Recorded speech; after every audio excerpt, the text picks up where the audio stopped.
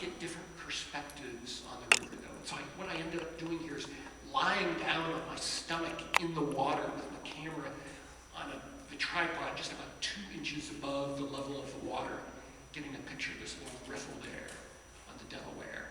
And here, even closer to the river, this is with my waterproof camera.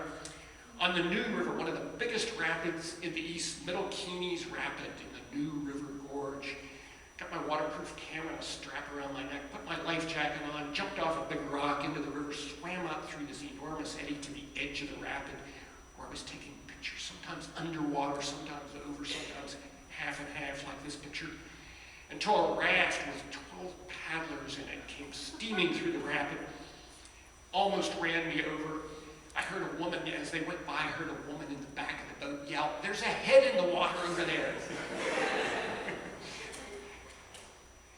And here's the Greenbrier River of West Virginia, one of my favorite streams of the Appalachians here. Can we focus that in?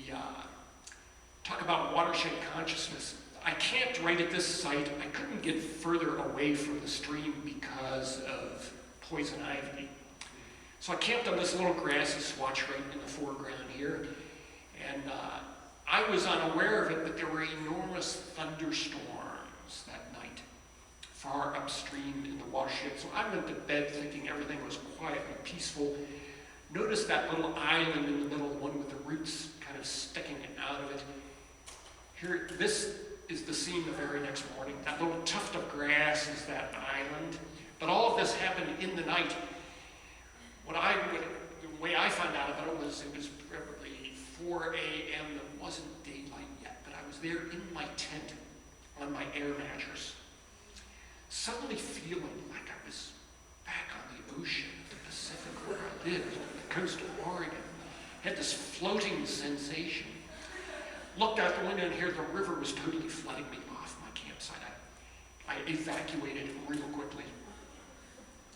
Here at the New River again, one of these great eastern river scenes, and the Cumberland River, the second largest waterfall in the east there, Cumberland Falls in Kentucky. And then into the south, these amazing black water swamp rivers, the cypress trees that grow right in the water there. And these are the Rocky Shoal spider lilies, which are now very rare. There are thousands and thousands of them right here. They grow only in rapids, in rocks, in the river, in whitewater, at the fall line where the Piedmont breaks off into the coastal plain of the southeast. That's the only place they grow. They're almost extinct because the fall line was so heavily developed as people came up the rivers from the coast. They built dams and power plants as soon as they found gradient in the rivers at the fall line. So the Cahaba River is one of few places where you can still see these amazing flowers. And now it's time to change the slide trail, excuse me.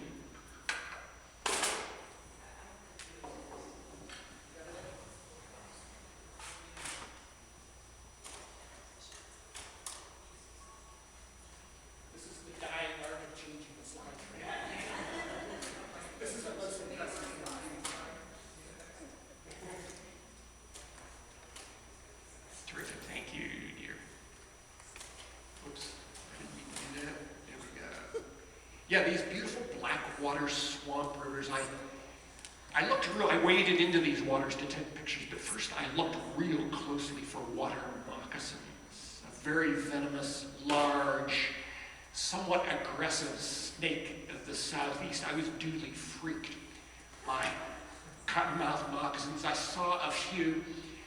I also looked closely for alligators, and I wasn't just paranoid. There, this is from the front of the, you can see the head of the alligator straight ahead there, in front of my canoe at the headwaters of the Swanee River in Okefenokee Swamp in Georgia. And here a lot more benign, the great white heron on the Withlacoochee River of Florida. And here's sunset on the Wabash River in Indiana. And then the Mississippi. This was a typical morning. I got up at about 4:30 before daylight, had breakfast in my van, took the canoe off the top of the van, paddled upstream about 20 minutes in the Mississippi to the mouth of the St. Francis River in Arkansas to get photos of this flooded willow grove there, just when it had that warm, early morning light on it. That's what I love to photograph. And then I was curious just what this massive river draining 42% of the United States would feel like if I were in it with my canoe. So I paddled out through this eddy. The eddy itself was 200 yards wide. And as I entered the current of that massive flow, I just felt it pick me up and whisk me away toward the Gulf of Mexico. Incredibly powerful. Here we are at the other end of the Mississippi, Minnesota, not far from where it forms. And here, typical of the Great Plains, the Cimarron River of Oklahoma. And another Great Plain or prairie shot, the tall grass prairie is almost gone from the Midwest and the plains, but here one little piece of it remains along the Little Sioux River in Iowa. And then the greatest, nicest river of the plains, the Niobrara of Nebraska. I did a 150-mile trip here in the Niobrara. It looked like this thunderstorm was going to escalate into a tornado. I was relieved that it didn't. And here's this amazing place on the Niobrara. The Great Plains mean flat water, right? I mean, that's what I always assumed. And it was for 100 miles. But then I came to this place where the river, which had been 200 yards wide, was suddenly 50 yards wide. And then it was suddenly 20 yards wide. And I could hear white water up ahead. So what would you do in that case, Phil? Anyone with experience on white water? I got out and looked. And I walked down the shore and found this waterfall where this amazing river, 200 yards wide, ended up going through what I can only describe as a slit in the sandstone. It was 1 foot wide. Here where I took this picture. All the rest of the river going through what had to be a massive undercut cavity in the sandstone, a place I'm really glad I did not go boating that day. And here's the Missouri, the river of Lewis and Clark, which they ascended as I did on my way to the Rockies, and then the Yellowstone and its great lower falls in Yellowstone National Park, and the buffalo herds along it. There, I wanted dearly to get a picture of buffalo in the Yellowstone River, so I ran down to the river, I saw the herd on the other side, set up my camera, started taking pictures of the lead buffalo, got in the river, started swimming across. The whole herd started to follow them. Then I realized the current was bringing them right to where I was. So I packed up my tripod and ran. Here, the quintessential river of the Rockies, the Snake in front of the Grand Teton at sunrise. And here, the Snake further down near Heisey, Swan Valley, as many of you in Idaho know so well, this wonderful section of Cottonwood River and Cutthroat Trout Stream there below Palisades Dam. And the Henry's Fork of the Snake, with one of its incredible waterfalls there. In other parts, one of the most famous dry fly trout fishing rivers in America, our own Henry's Fork. And here the Milner Gorge, right in southern Idaho, near Twin Falls, a place that anywhere else in the country, or with water in the river, all the water is diverted for much of the year in this section of the river. If this had real water in it, it would be one of the great river highlights of the entire West. This incredible river of our own, the Snake, then dropping into Hell's Canyon, big whitewater rapids there, through this great canyon that remains at the border of Idaho and Oregon. A place that was saved only because one man, Brock Evans of the Sierra Club, filed an appeal against a hydro dam application with the Federal Power Commission way back in the 60s, one day before the due date. And that delayed the development of the dam enough to launch a real campaign which ended up protecting this, our own Hell's Canyon, as a national recreation area, national wild and scenic river. One of the great victories of river conservation nationwide. Here's the Malad River, one of our Snake River tributaries here of the Snake River Plain. And Silver Creek, another one of those legendary trout streams of Idaho, here a brown trout being taken at the Nature Conservancy's preserve there just south of Sun Valley. The Bruno River of the southern Idaho here with its remarkable deep canyon and basalt landscape. Here the North Fork of the Boise, several forks of the Boise River, wonderful streams here, and the Payette River. This particular site, Oxbow Bend, proposed for a hydro dam. This is the site, the river and the dam proposal that led to the birth of your own Idaho Rivers United, which has gone on to grow and be one of the great river conservation groups of America. It began by stopping that unnecessary hydropower dam right there. Here's the Middle Fork of the Salmon, another one of the legendary wild rivers of America, the main stem of the Salmon. As I mentioned before, 400 miles of free-flowing river. The Selway, which together with the Lochsa forms the Middle Fork of the Clearwater. And here the Priest River, the far northern Idaho river we don't often see or hear much about, but another wonderful stream of the far north. Then we move on to the desert region, and of course the king of rivers here is the Colorado in the Grand Canyon. And here are the big, rapid lava falls. You can see my buddy's really bad line here. He's going to hit those two enormous holes and almost flip over there. Then into California, the Klamath River, one of the great rivers of Northern California, one of the most restorable rivers of America, a watershed, big watershed that's reasonably intact. It has some problems, but people are working on those.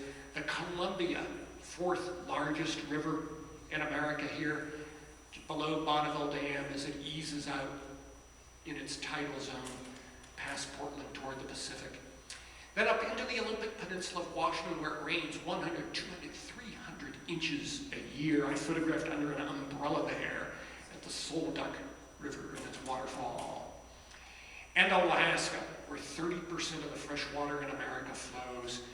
Here's Anne rowing our raft on the Copper River past Childs Glacier. You go along this edge of this glacier for 2 miles. Enormous chunks of ice, that ice wall is 200 feet tall. Enormous chunks could drop off into the river and create these tidal waves where you do not want to be there when that happens. So she's rowing quickly on down. Here's the mouth of the Copper from 35,000 feet in the winter, still an ice age wilderness there in southeastern Alaska. It's 12 miles across the mouth of that river there at the Gulf of Alaska. The Alsek River, where Mount Fairweather rises up 15,000 feet directly out of the river and out of the ocean with those glaciers all over its sides and flowing clear down into the edge of the river here. And here, working our way toward the end of the continent, the Shinjek River, which flows for 400 miles from the Arctic Circle southward. This was a trip I had several years ago. We flew into a little gravel bar as far up as we thought we could float. The first thing I did was climb to the top of the Brooks Range here for a look of the river downstream where ice still covered the channel. The month of August, there was still ice in the channel. I looked at my binoculars, thought there was an ice-free route the whole way through. The next day we launched our boats, took off, and soon the ice began to appear on the sides, and then it grew thicker and taller and more evident until we were in this little canyon of ice, and then we came around a bend, and there was nothing but a wall of ice ahead of us. A little 2-inch gap of air and the river flowing underneath. Fortunately, it was shallow. We were able to jump out of the raft, drag it to shore. We ended up camping on the ice that night because it appeared as though the river was totally iced over for half a mile or more. So we had a cold night there camping, kind of dreading the next day when we'd have to drag all our gear so far across the ice. But in the middle of the night, we began to hear these big explosions like a shotgun going off. And it was the ice breaking up over top the river. Fortunately, it's not where we were camped. We got up in the morning in time to see the last ice bridge go here with a big bang, and we ended up just launching our boats back into the river and floating away, lucky us.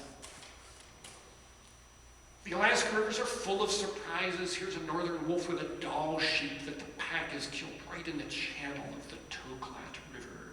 Amazing sight to see. And the bears of the Brooks River in southeastern Alaska. Nothing like this is a wildlife extravaganza in America. Dozens of them coming to feed on the sockeye salmon there.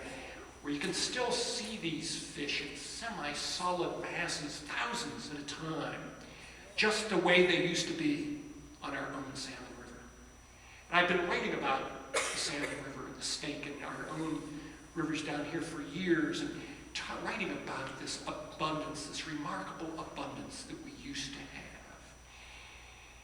But there was nothing like finally seeing it. There was just something so heart-moving about seeing this for real in Alaska, where it still exists.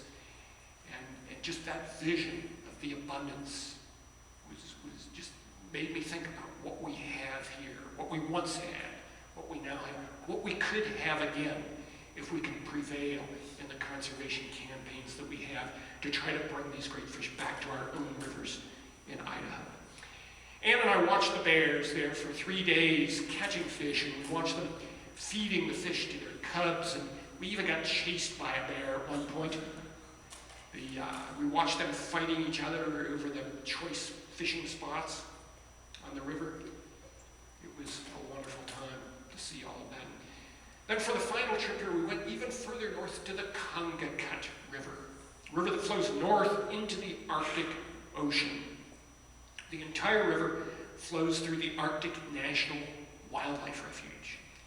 And we wanted to see these lands, this river, these caribou herds that were threatened by the oil drilling proposals of, at that time, the Bush administration, proposed to open up this refuge to drilling. We wanted to see what was at stake. We ended up seeing thousands of caribou. They'd wade across the river here in front of our boat. We saw thousands at a time here trotting down the bank on the other side of the river. And here again, seeing that remarkable abundance just made me realize how incredibly valuable, how scarce, how precious, how valuable these wild places are. We've got to protect them. We've got to protect what's left. But it also made me think with no less passion how important it is to restore what we have lost, to bring back these natural wonders to the other places, to places all over our country. Here at the Yukon River, this giant stream of the north, 5th largest river on the continent, it's like going back to the Mississippi in the year 1750. 2,000 miles of river, there's just one town and a handful of Indian villages along it. An incredible wilderness that I got to enjoy and appreciate. And seeing that place made me again think of all these other rivers that I've been so privileged to know. And while none of them have that incredible wildness that the Yukon has, it made me think of the pieces that remain here, going way back to the Yakageni in the Appalachians, my old home river, where I sat on that rock that hot summer night and realized that this place was perfect. And how I knew, even as a 10 or 12-year-old, how I knew it was perfect because it was natural. It had been left alone. Made me think of the Kings River, which wouldn't exist today if it weren't for that courageous band of people who stood up to fight for their river when they were needed, so that all of us today can go back and see that place just the way it always was. It made me think of rivers all over our country, even urban streams like the Niagara here, below its falls. It's in a very urban area, but still it's got a wildness to it that is just overpowering. It made me think of every river everywhere and how important they all are, for the simple reason that we are made 70% of water. And every drop of that water in our own bodies comes from a river or from groundwater, which is inextricably tied to that surface flow. So this magic that I have felt for flowing water through much of my life, and that Ann feels, and that Bill feels, and that Scott feels, and so many of us feel, it's really no mystery. The rivers literally flow in our veins.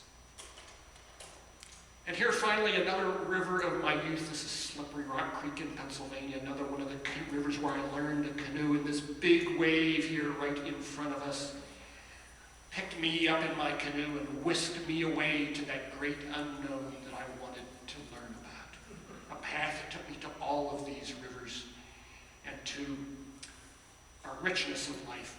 And I'm just So happy to be able to share a little bit of that richness with you here tonight. Thank you so much for joining me.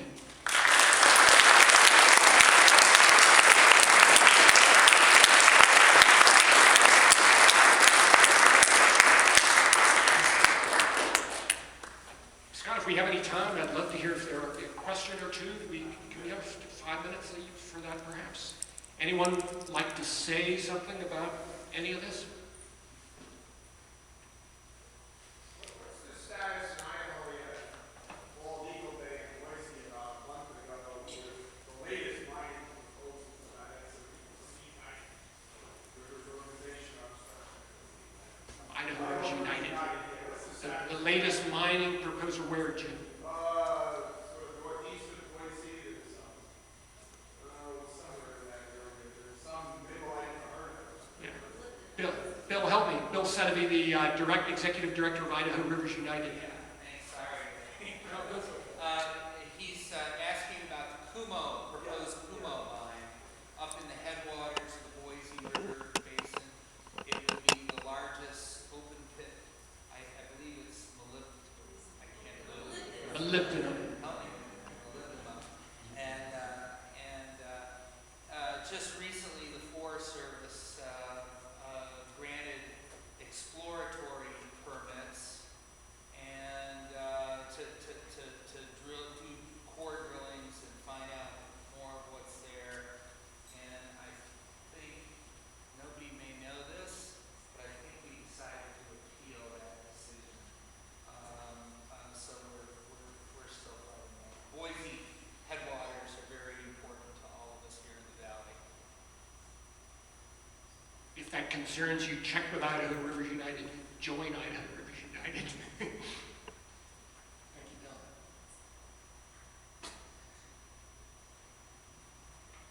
Yes. I know there's a big project right now for removing the Idaho River Dam and Northern Oregon. Is that right? Yes.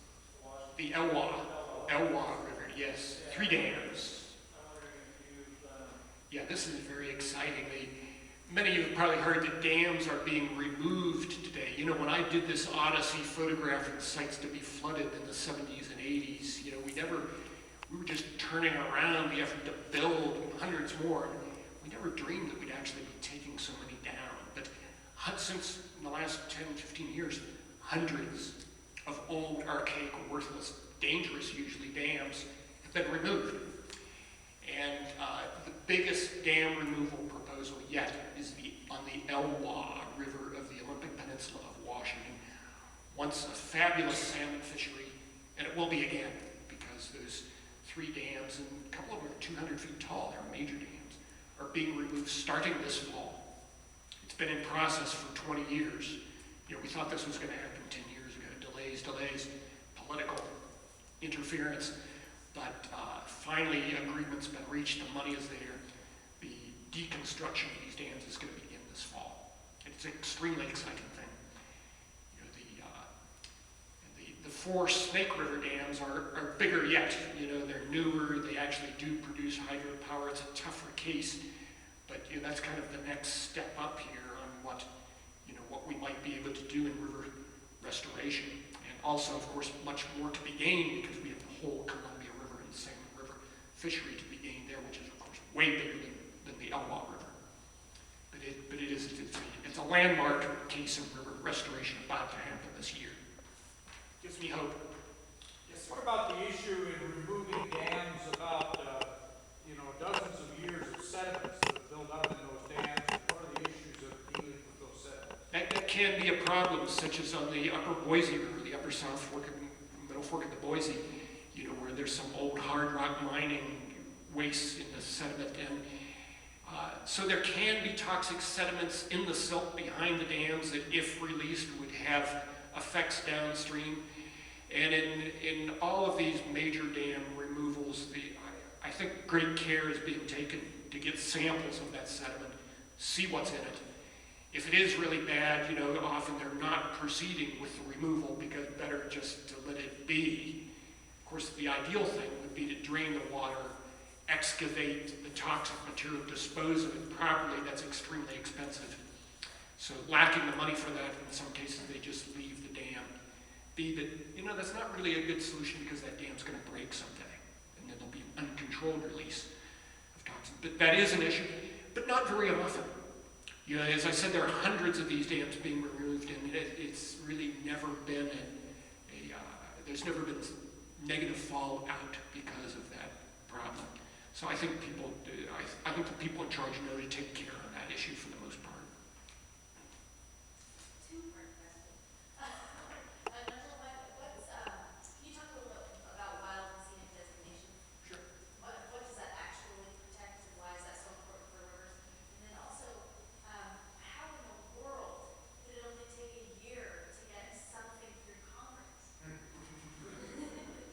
Yeah, well, the Wild and Scenic River System is a congressionally designated system of rivers where Congress acts to protect the river.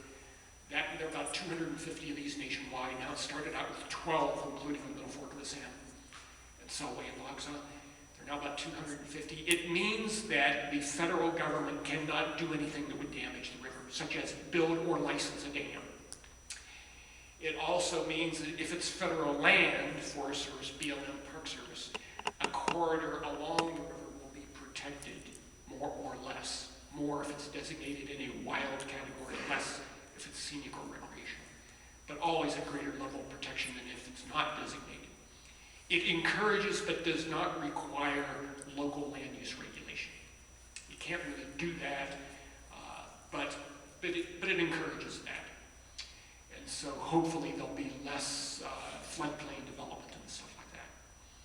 So that's what it's all about. And on the Kings, we just had a great constellation of conditions there. The Committee to Save the River just had a great campaign. They knew what they were doing. They had a lot of support. We organized. They had a really good staff. People were working full-time on this. It came in the wake of that Stanislaus and another river I didn't mention, the Tuolumne, which was a big fight in between there. So there was momentum in California. We kind of hit that breaking wave of conservation interest, and we defeated this major dam in Fresno, which is the capital of Big Ag America. So it really marked a turning of the times, and I think it was just all of those things. The time was right, good campaign, and we had a great river to work with. They had a really bad dam proposal. It was obviously not needed for the irrigation of the Kings River Conservation District. They probably were hoping to sell the water later on, years later. And it was not needed. It was easy to develop alternatives to get that much water that were cheaper. So just a great campaign, a great river. It's terrific to be here. Are there snacks outside? Snacks, but there are books outside too. Ann and I would love to show you our books. I have my books at a big discount. I have books from $10 to $35. That's 75% off on some. Please take a look. I'd love to sell you a book. I'd love for you to look at them whether you buy or not. And I'd love to meet you all who I haven't met. It's great to see students I haven't met here and friends. I'm just honored to be here with you tonight. Thank you so much for joining me.